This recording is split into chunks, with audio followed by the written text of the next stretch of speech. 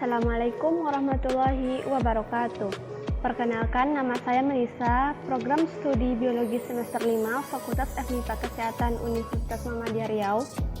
Di sini saya akan mempresentasikan seorang ilmuwan dan temuannya dalam sejarah mikrobiologi untuk memenuhi tugas mata kuliah mikrobiologi yang diampu oleh Ibu Elsie SSI MSI. Ilmuwan yang saya bahas adalah Paul Ehrlich, di mana dia merupakan seorang dokter berkebangsaan Jerman yang lahir pada tanggal 14 Maret 1854 di Stirling, Polandia. Dia merupakan ilmuwan dalam bidang biologi yaitu imunologi. Salah satu temuan Paul Ehrlich adalah teori rantai samping, di mana pada tahun 1878 Paul Ehrlich telah lulus di salah satu universitas yaitu Universitas Leipzig, dan dalam tesisnya mengenai pewarnaan jaringan tubuh, dia menyarankan bahwa warna merupakan hasil dari interaksi kimia di antara dua komponen. Dalam pekerjaannya tentang imunisasi penerimaan rantai samping, di mana Ehrlich telah membaca hasil penelitian dari Emil Pfizer yang telah merumuskan teori aksi enzim, sehingga dia mengusulkan bahwa rantai samping berinteraksi dengan toksin seperti kunci dan anak kunci. Nah, gagasan inilah yang menjadi petunjuk pada pekerjaannya, yaitu dalam bidang kemoterapi. Paul Ehrlich menjelaskan respon imun dalam sel hidup, di mana Ehrlich berteori sejak awal karirnya bahwa struktur kimia dapat digunakan untuk menjelaskan mengapa respon imun terjadi sebagai reaksi terhadap infeksi. Nah, dia percaya bahwa racun dan antitoksin adalah zat kimia yang pada saat sangat sedikit yang diketahui tentang sifat mereka. Teori ini menjelaskan interaksi antibodi dan antigen dalam darah dan bagaimana antibodi berproduksi. Menurut Arthur F. Cook, racun dibedakan dari agen beracun lainnya dengan sifat merangsang produksi antibodi atau antitoksin ketika mereka disuntikkan ke hewan.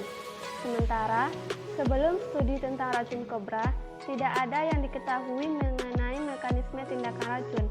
Tindakan itu telah menemukan penjelasan yang diperhatikan dalam teori samping Ehrlich yang diterima secara luas. Satu yang menganggap tidak hanya tindakan racun, tetapi juga mekanisme produksi antitoksin. Menurut teori rantai samping, molekul toksin yang dikandung untuk memiliki kelompok kimia yang dimana dengannya dia akan mampu masuk ke dalam persatuan kimia melalui kelompok kimia yang sesuai dan dengan jaringan sensitif.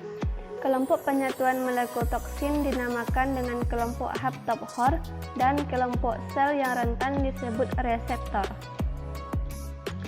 Teori rantai samping ini merupakan sintesis antibodi pertama yang dikembangkan oleh Paul Ehrlich pada tahun 1900.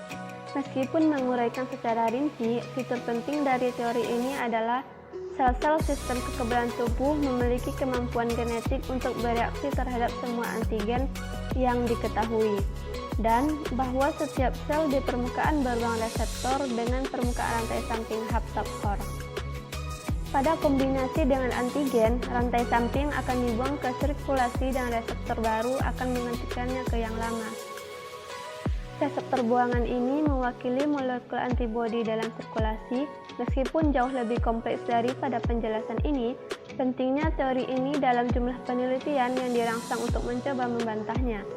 Namun demikian, ini merupakan upaya pertama untuk menjelaskan pentingnya genetika dalam respon imun pada saat studi Mandel, bahkan belum ditemukan kembali oleh De Vries. Teori Ehrlich dapat diringkas dengan 3 prinsip-prinsip berikut. Pertama, antibodi diproduksi oleh sel darah putih secara normal dan mereka bertindak sebagai rantai samping atau reseptor pada membran sel. Yang kedua, spesifisitas antibodi ada untuk interaksi spesifik dan dengan antigen yang diberikan. Yang ketiga, interaksi antigen dan antibodi terjadi dengan peningkatan yang tepat melalui rantai samping. Nah, itulah tadi salah satu ilmuwan yang saya bahas. Lebih dan kurang mohon maaf. Wabillahi taufiq wal hidayah. Wassalamualaikum warahmatullahi wabarakatuh.